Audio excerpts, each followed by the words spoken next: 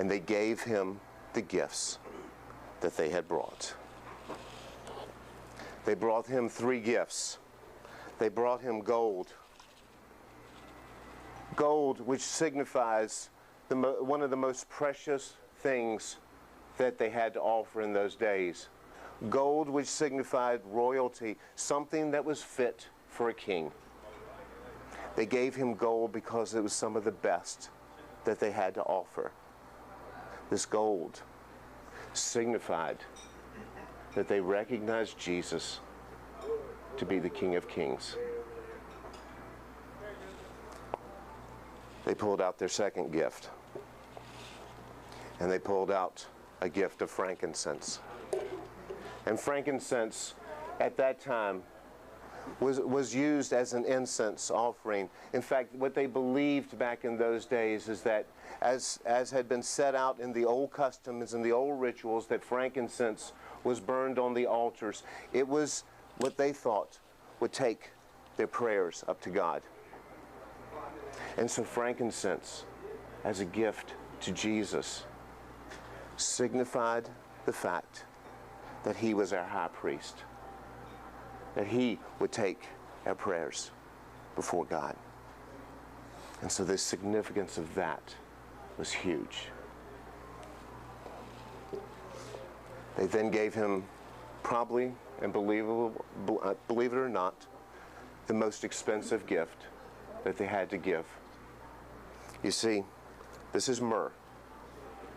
Now, myrrh was a gift that is actually out of a sap of a camphillo tree. But more importantly, it was used for perfumes and holy ointments, and more importantly, it was used as an embalming thing, as an embalming spice. And by presenting this is actually worth 22 times its weight in gold. So it was the most expensive. It indicated value and worth at the time of death. And by giving this gift to that baby Jesus, they indicated that they were going to be giving him the offering, an offering that was going to be used at the time of his death, that he was born to die, that he was going to die and rise again and be our Savior, be our King of Kings, and be our high priest.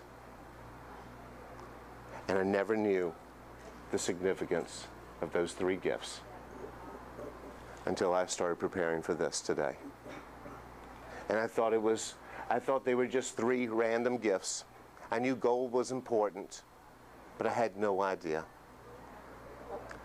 So for you, there was a lot of thought that was given by the Magi, by the wise men, as to what gifts they would give to Jesus. They gave their best. They gave to him something that signified the importance of what was it to them. And so I thought, what gift will we give? We all come from different places. We don't have the money, most of us, to give the gift of gold or something as precious as myrrh that's worth 22 times its weight in gold. And then I was thinking, I thought about the little drummer boy. You remember we grew up with that. The little drummer boy. The song goes that the little drummer boy came to Jesus at the manger. And he says, I don't have any value, I don't have any worth, I don't have anything to give you. And he says, but I can play for you. I played my best for him, for Rum-Pum-Pum-Pum. And the song, as it goes, says that little Jesus smiled and Mary nodded, because he didn't have what the wise men, the Magi, could give. He didn't have expensive gifts, but he gave what he had, and that was his gift of his best, with his little toy drums. That's what he gave. So for you today, we did all this because we wanted to take you, we wanted to remind you what this is all about. So when you're opening the gifts on Saturday next week, and you think about all that God has done and all that we've experienced here in community, at Blue Ridge, in our relationships with God, am I giving him my best? My best may not be stuff. My best may be whatever I have to offer. Can you play your drum for him? For rum-pa-pum-pum. Can you walk away and say, I gave my best for him? For rum-pa-pum-pum. So at the tables today, maybe it's you're still holding on to unforgiveness. And maybe that is what you need to give to him this holiday season. Maybe it's that relationship that's been broken with the family, your wife, your kids. Maybe I need to surrender that over to him and say, I give this to you because I want to give you my best. Maybe it's simply that you're not in a place where you ever have given yourself, your life to him. And he says, this Christmas, will you give me that? We all have stuff, but we all have an offering to give.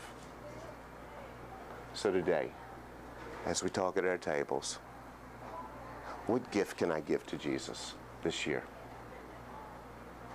that I've been holding on, that I won't let go? How can this year, this next year, be different than it ever has before? So, take time at the tables, pray as you go around.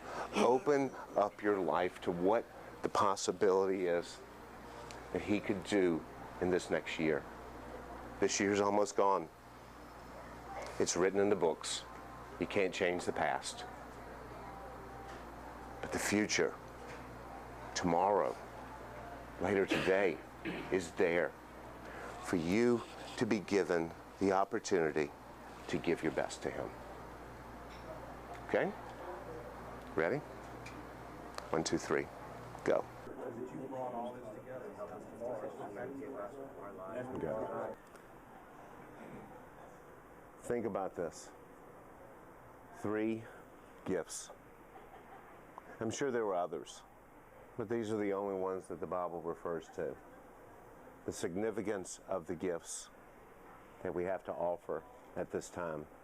I challenge you, go home, share this with your wife, your girlfriend, your family. Have a talk and say, how do I take what I'm learning here home? How do I make this more than just about me? How do I apply this with my family, with my friends?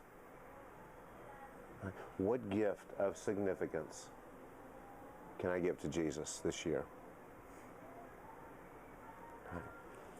So today, as we go, before I pray, we have a gift. The symbol of everything that we think Christmas is all about. Today, all your breakfasts have already been paid for. My gift to you. Now, we have a gentleman that's a part of our group that serves us on a regular basis that doesn't have a lot of money, is not going to have a very good Christmas.